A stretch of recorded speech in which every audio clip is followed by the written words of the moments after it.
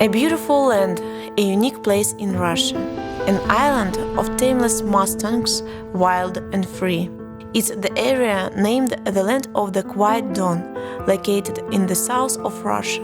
It's just a real wonder, a fragment of wild nature which has survived there up to our days.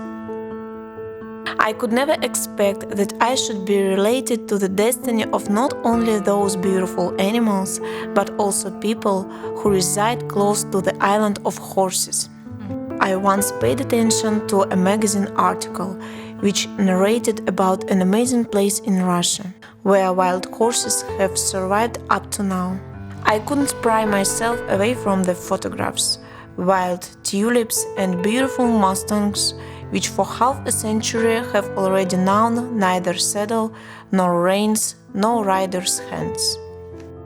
I also found out about one of the problems of the nature reserve, absence of drinking water.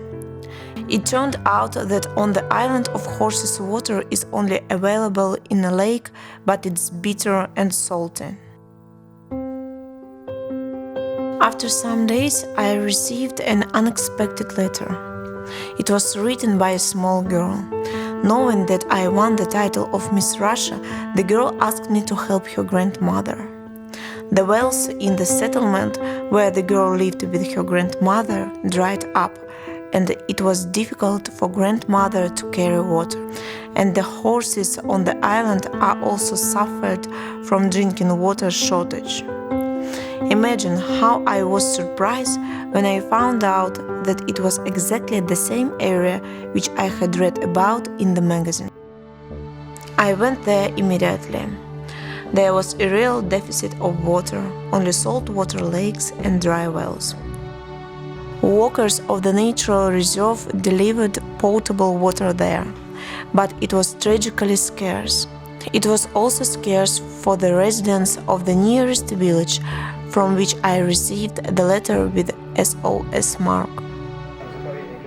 I remember that I cried when I learned about the tragedy of the island, which happened in 2010. The horses simply trod out the pasturing grass, and during a cold winter, due to hunger and the lack of drinking water, almost half of the herd perished. I also met alive the small girl and her grandmother and saw with my own eyes how tough it was for elderly people without water supply. I realized that it was necessary to tell the story of water deficit to everyone, to say that together we can improve the situation. We started to write letters addressing public about the problem, approach local authorities, volunteers and businessmen for assistance. And after some time our involvement had positive results.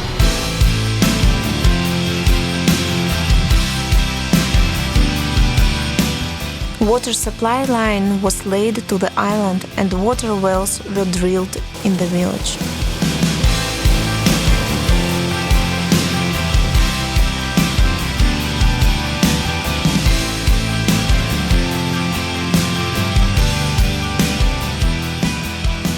So it turns out that famous Russian writer Fyodor Dostoevsky was quite right.